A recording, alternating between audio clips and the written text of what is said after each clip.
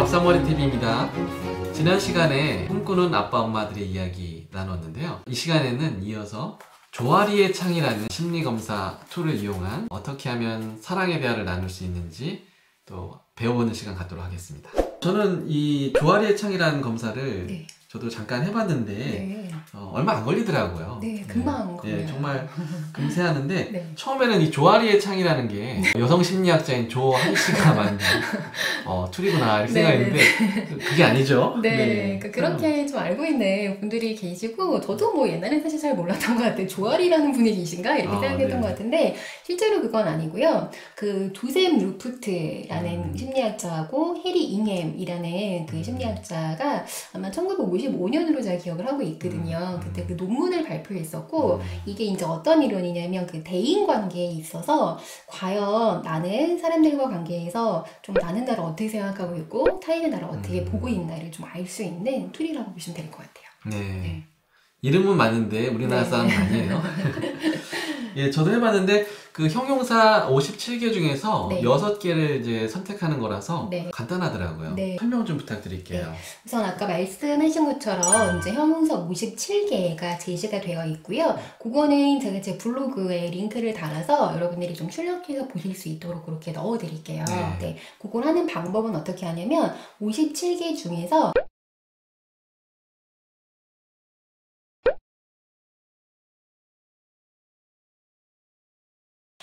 나도 골랐고 그 다음에 타인도 아는 영역은 이제 열린 창이 되는 거거든요. 오픈 영역. 그래서 이제 여기다가 나와 타인이 골로 공통된 거를 넣으시면 되는 거예요.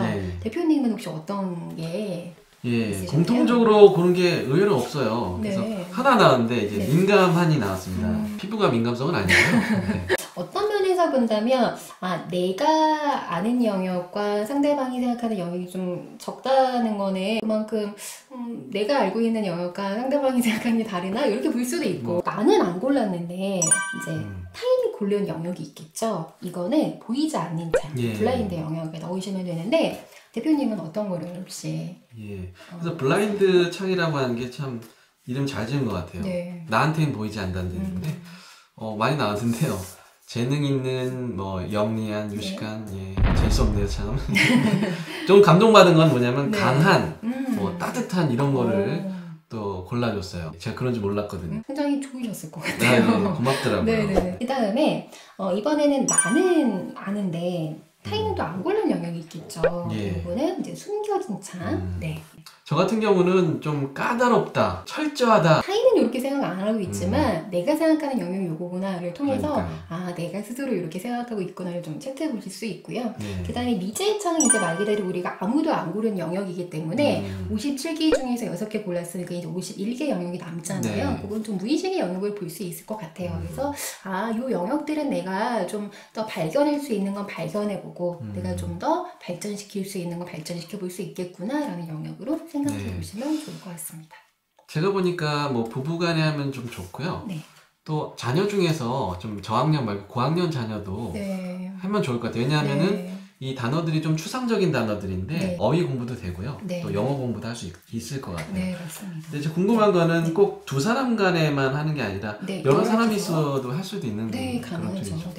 아주 간단한 거라서 해보시면 좋을 것 같고요. 이걸 통해서 과연 어떻게 하면 우리가 사랑의 대화로 발전해 나갈 수 있는가 배워보고 싶은 거거든요. 우선은 이제 첫 번째 제가 아까 설명드리고 싶은 거는 이거를 통해서 우리가 이 조아리 창 넘어가기 전에 아까 그 자녀들하고 해보면 좋다고 말씀하셨잖아요. 그래서 그거를 먼저 하나 소개를 좀 드려볼게요. 이렇게 저는 아이들하고 단어 카드를 만들었어요. 그러니까 형용사 57개를 다 이렇게 만들어서 코팅하는 거 그렇게 어렵지 않잖아요. 이렇게 코팅을 해요. 그다음에 뒤에다가는 사전적인 의미를 살짝 씁니다.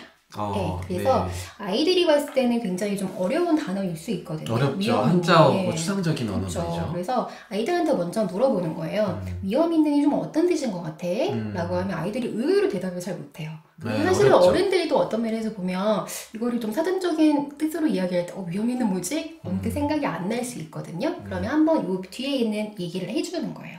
위험 있는은 존경할 만한 좀 위세가 있고 그다음에 점잖고 좀 엄숙하다는 의미는 이것도 잘 모를 수 있어요. 그래서 그러면 우리가 이런 비슷한 인물을 한번 구체적인 그림책으로 인물로, 한번 그림책의 찾아볼까? 등장인물로 네, 예. 그럴 수 있거든요. 그래서 요거를 하면서 또 하나 발견할 수 있는 거는 아빠가 생각하는 위험 있는 인물과 그 다음에 아이가 생각하는 위험 있는 인물도 다를 수 있어요. 그렇죠. 그래서 위험 있는이란 하나의 단어를 갖고 나와 아이는 또 이렇게 다르게 생각할 수 있구나를 또 볼 수도 있거든요. 그래서 예를 들면 저 같은 경우에는 아주 많은 달의 아빠를 한번 골라봤어요. 그러니까 왕이신데 네. 굉장히 좀 위험 있는 측면도 있을 수 있거든요. 네. 이 책을 좀 간단하게 소개를 해드려 볼까요? 네, 네. 저도 이 책 굉장히 좀 인상 깊게 읽었습니다. 네.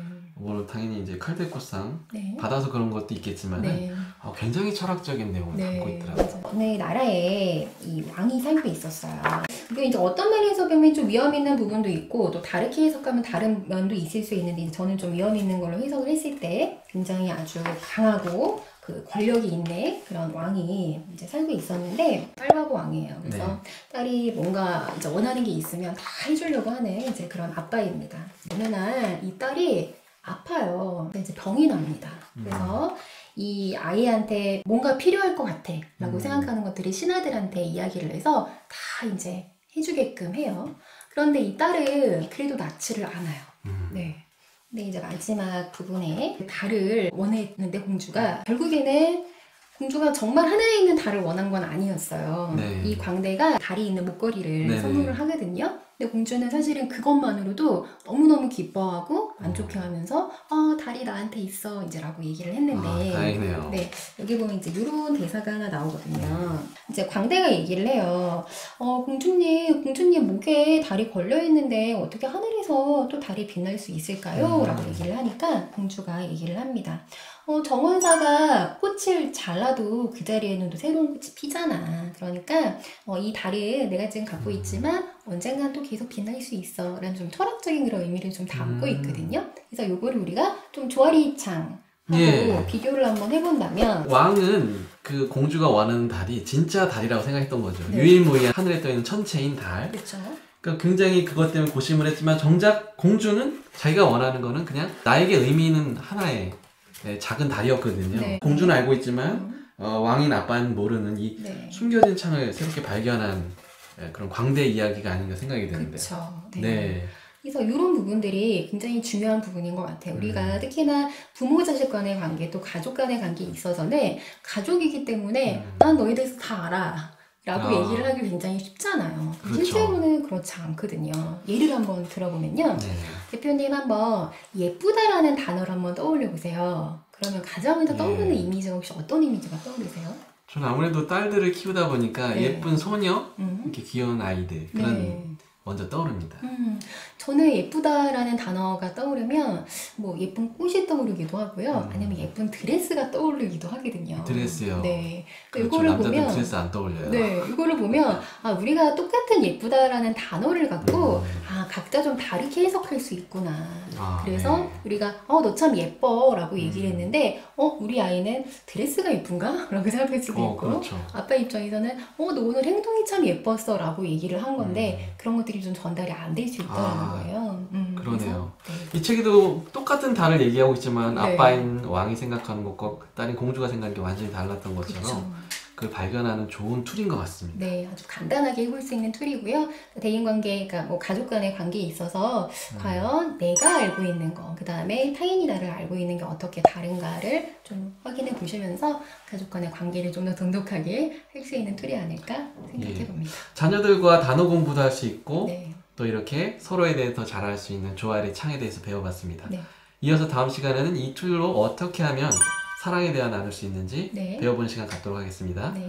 아무것도 하지 않으면 아무 일도 일어나지 않습니다. 밥상머리였습니다. 감사합니다. 감사합니다.